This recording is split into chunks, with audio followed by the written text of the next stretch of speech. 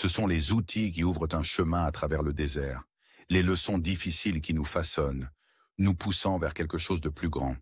Dans leur lumière, on ne nous dit pas simplement ce qu'il faut faire, on nous montre comment vivre. Psaume 19, 8. Les préceptes de l'Éternel sont droits, réjouissant le cœur. Le commandement de l'Éternel est pur, éclairant les yeux.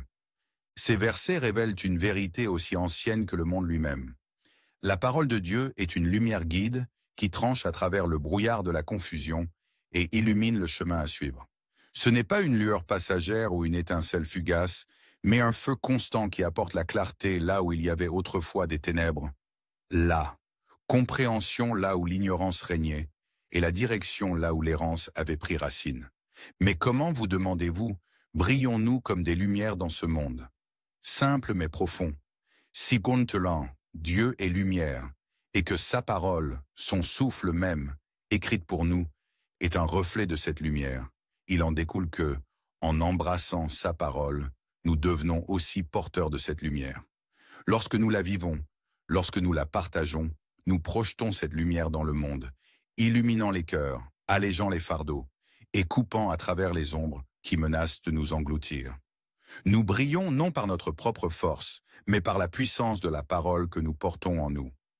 Cette lumière est son don pour nous, et elle est à nous de partager avec tous ceux qui écouteront. Jésus-Christ est lumière. Jean 8, 12. Jésus leur parla de nouveau en disant « Je suis la lumière du monde. Celui qui me suit ne marchera pas dans les ténèbres, mais il aura la lumière de la vie. » Jésus-Christ était la lumière du monde, une lumière si brillante et incontestable qu'elle brisait les ténèbres partout où elle touchait. Il était la parole de Dieu en chair, vivant et respirant la vérité, marchant parmi nous comme l'incarnation de la révélation divine. Et la promesse qu'il donna à ceux qui le suivent est simple mais profonde. Ceux qui marchent dans ses pas ne trébucheront pas dans les ténèbres, car ils auront la lumière de la vie. Le Christ était la lumière parce qu'il ne se contentait pas de parler de la parole, il la vivait.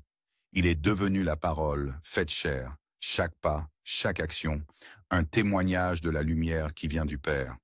Et lorsque nous choisissons de le suivre, nous sommes aussi appelés à marcher comme il a marché, à vivre la parole qu'il a vécue, à porter cette même lumière dans le monde. Nous ne devons pas simplement être des spectateurs passifs de cette lumière. Nous sommes la lumière du monde, un phare vacillant dans un monde qui choisit souvent les ténèbres. Voici donc les versets, gravés dans le temps et la vérité, qui révèlent Jésus-Christ comme la lumière, une lumière qui guide toujours, qui mène encore, et qui brille toujours pour tous ceux qui la chercheront. Jean 1, 4, 5. En lui était la vie, et la vie était la lumière des hommes, et la lumière brille dans les ténèbres, et les ténèbres ne l'ont pas comprise. Jean 9, 5. Tant que je suis dans le monde, je suis la lumière du monde.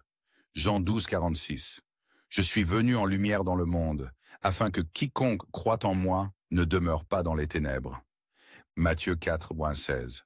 Le peuple qui était assis dans les ténèbres a vu une grande lumière, et à ceux qui étaient assis dans la région et l'ombre de la mort, la lumière s'est levée.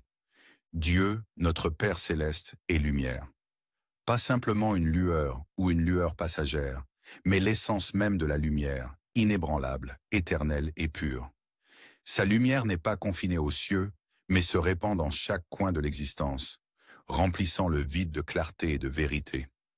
Sa parole est aussi lumière, tranchante, implacable, comme les premiers rayons de l'aube perçant la nuit, révélant ce qui était caché et enflammant le monde de compréhension. En tant qu'enfants de cette lumière, nous sommes appelés à marcher dans cette lumière, à avancer les yeux ouverts, les cœurs non obscurcis par les ombres qui cherchent à s'immiscer. Nous ne sommes pas censés trébucher aveuglément dans l'obscurité, dériver comme des âmes oubliées, mais avancer avec un but, illuminés par la vérité même qui nous a créés.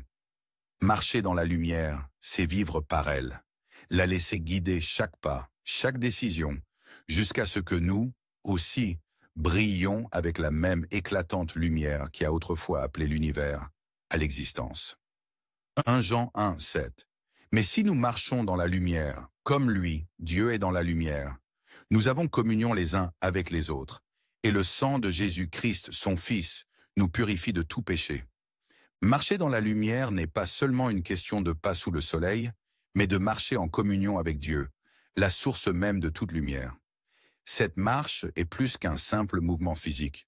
C'est le rythme de nos vies, la direction que nous choisissons et le chemin que nous empruntons.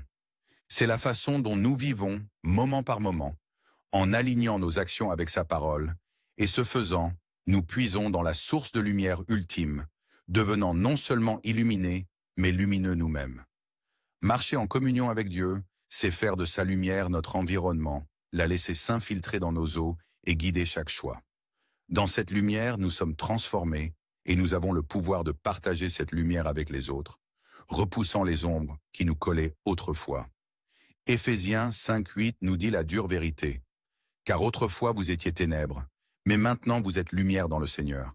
Marchez comme des enfants de lumière. Il fut un temps où nous étions perdus dans les ténèbres.